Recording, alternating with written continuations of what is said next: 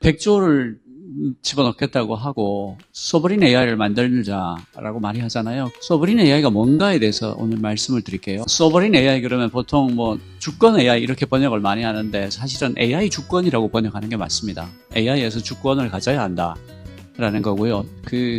지금 미국이 가장 앞서가고 있고 중국이 맹렬한 속도로 추격하고 있는 사실 양강구도잖아요. 그 안에서 우리도 우리 AI의 주권을 확보해야 된다라는 게 소버린 AI라고 보면 되고요. 이게 뭐냐, 왜 해야 되냐, 꼭 해야 되냐, 어떻게 해야 되냐 이런 질문들이 나올 수가 있죠. 거대 AI는 늦었다. 이제 해서 언제 따라가겠냐, 그냥 외국 최신 모델 가져다 쓰자 이런 얘기가 있고요.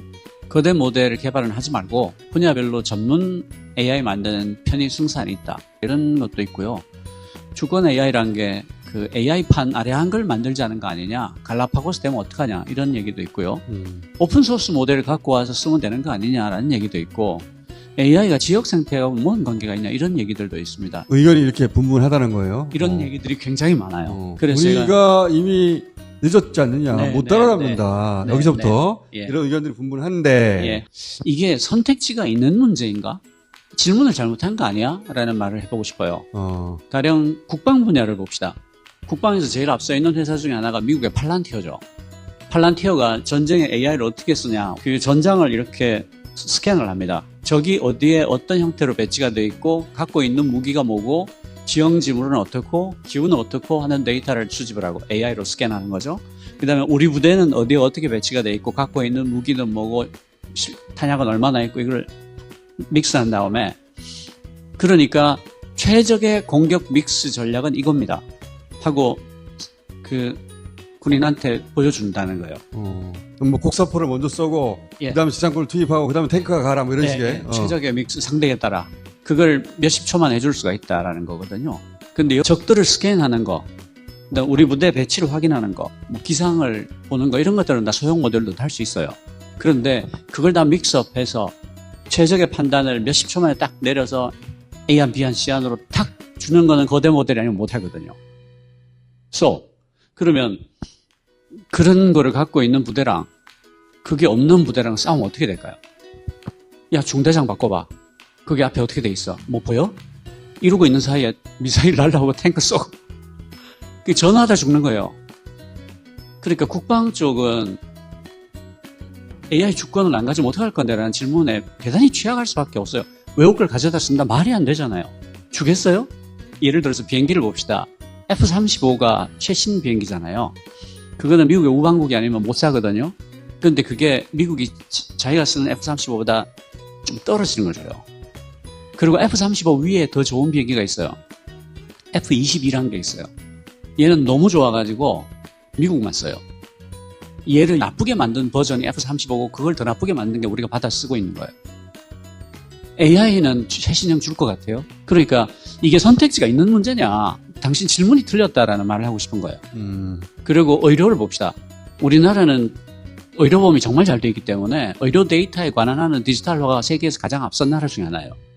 근데 이게 다 개인정보잖아요.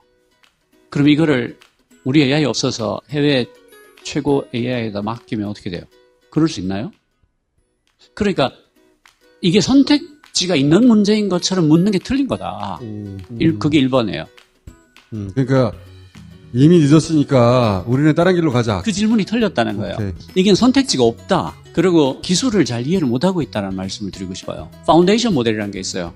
아주 큰 라지 랭귀지 모델 같은 걸 파운데이션 모델이라고 하는데, 그게 뭐냐면 모든 AI의 기반이 되는 어떤 모델이다라고 해서 파운데이션 모델이라고 해요. 예를 들어서 법률에 관한 젊은 AI를 만드는 가장 좋은 방법은 파운데이션 모델을 갖고 와서 한국의 법을 학습을 더 시키는 거예요. 이걸 파인 튜닝이라고 그래요.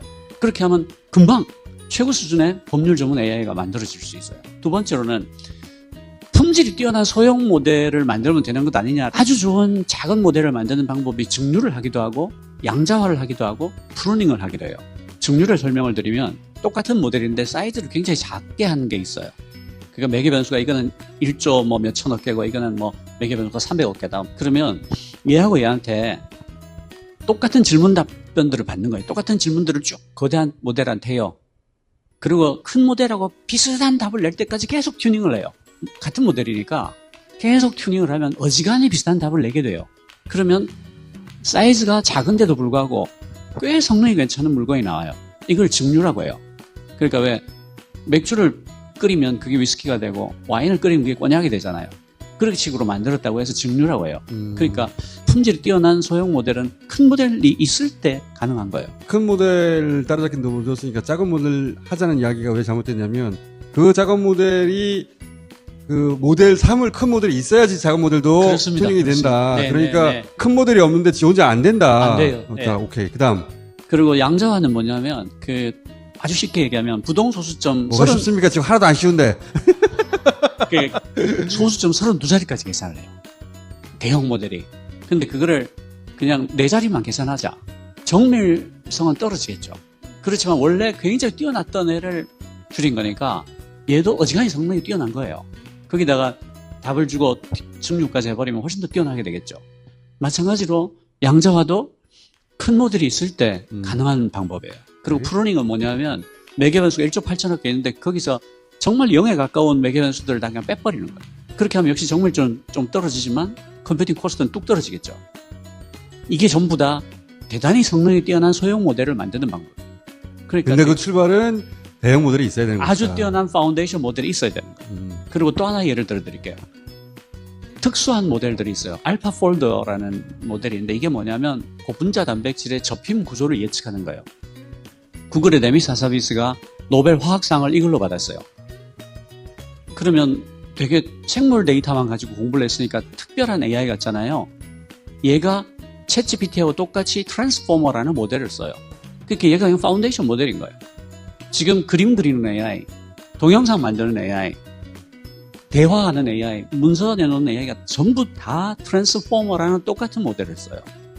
그러니까 우리가 거대 모델 따라가기는 이미 늦었으니까 특수 분야로 가봅시다 하는 말은 트랜스포머 모델로 큰 거 만드는 건 늦었으니까 트랜스포머 모델을 만듭시다 이 얘기예요. 이해했어요. 예. 자, 그 말도 성립할 수 없는 말이다. 네, 그러니까 일로 가나 절로 가나 파운데이션 모델이 있어야 된다라는 결론이 나오는 거죠. 오픈소스 주소 오면 안 되나? 그 메타, 페이스북이 만든 라마라는 것도 있고 중국의 알리바바가 만든 쿠엔이라는 것도 있어요.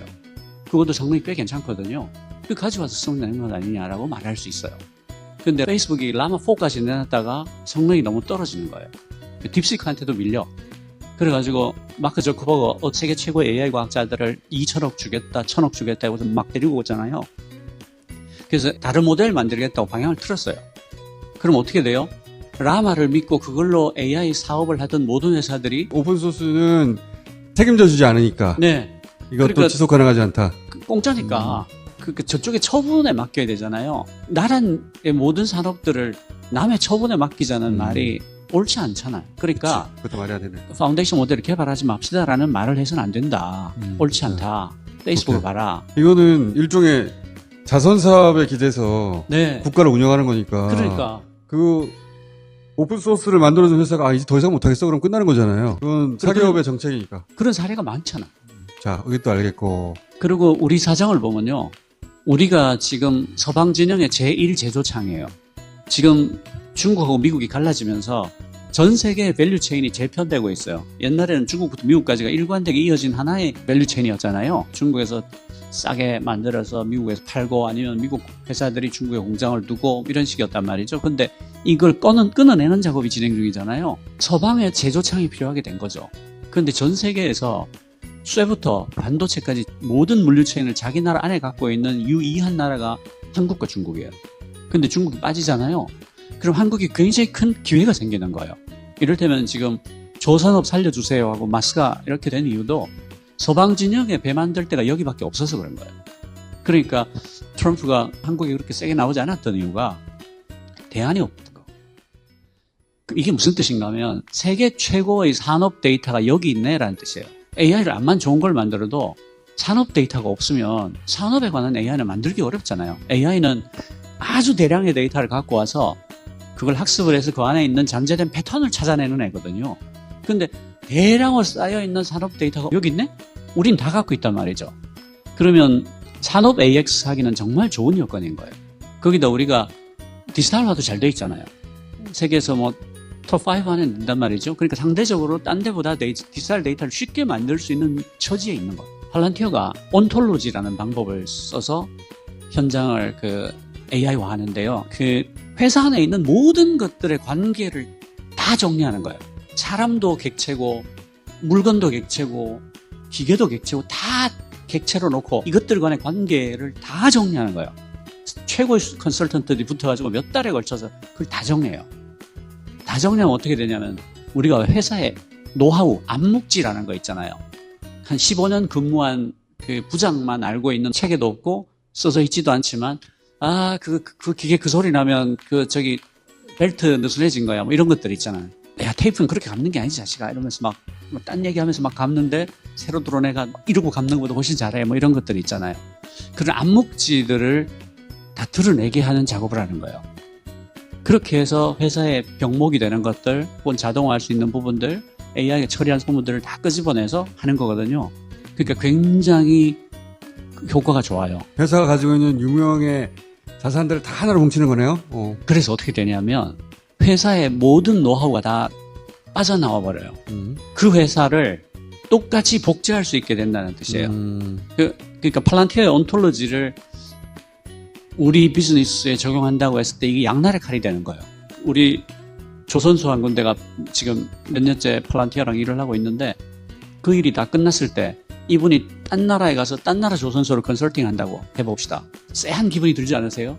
이 회사에 있는 모든 데이터의 흐름, 모든 업무의 흐름이 환하게 노출이 된 상황인데, 그러니까 우리 모델이 없을 때 생기는 일들이 이렇게 많을 수 있다라는 얘기를 하는 거예요. 우리의 주력 산업들은 자체 AI를 가지고, 자체 파운데이션 모델을 가지고 우리 걸 만들어야 된다, 한마디로. 그렇죠. 그러니까 전장에서 각각의 소형 모델들이 자기 역할을 해서 데이터를 수집해오면 파운데이션 모델이 최적의 전략 믹스를 바로 몇십 초 만에 제안하듯이 산업에서 그 머신러닝으로 고장난 것들을 뽑아낸다, 불량품을 가려낸다, 기계가 돌아가는 소리를 듣고 예방을 한다, 이런 것들은 작업 모델들로 할 수 있어요.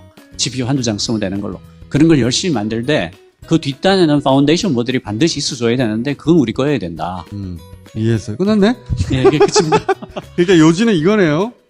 우리가 거대 모델 개발이 늦었다. 어떻게 하면 좋아? 외국 최신 모델 가져다 쓰자. 분야별 작은 걸 만들자. 오픈소스를 가져오자. 대안이 없는 것을 대안이 있는 것처럼 착각하고 있는 것이다. 그렇습니다. 그리고 기술에 대한 오해가 있다. 우리 거대 모델 AI를 만들어야 된다. 예. 그리고 지금 전 세계 탑 20 AI 모델에 우리나라 게 2개 들어가 있어요. 그래요? 예. LG X1하고 업스테이지 솔라가 들어가 있는데 그 둘은 전부 다 H100도 아니고 A100 GPU 2,500장 수준으로 만든 거예요. 거기 1등은 최신 GPU를 10만 장 이상 쓴 거예요. 이 친구들한테 GPU를 한번 줘보자는 거예요. 5만 장이든 10만 장이든. 포항제철 만들 때, 현대조선소 만들 때, 삼성전자 반도체 들어갈 때 똑같은 얘기들을 들었어요. 늦었다, 안 된다, 기술도 없고 뭐 상대는 노냐. 그때보다 지금 여건이 훨씬 좋아요. 탑 20에 벌써 2개나 들어가 있고. 그래서 거대 모델이 늦긴 했으나 포기할 만큼 늦은 것도 아니고 이미 20위 안에 2개나 들어가 있으니 여기에 집중적으로 투자해주고 그래서 이 우리만의 거대 모델을 가지자. 그리고 이건 선택지가 없는 문제다. 예.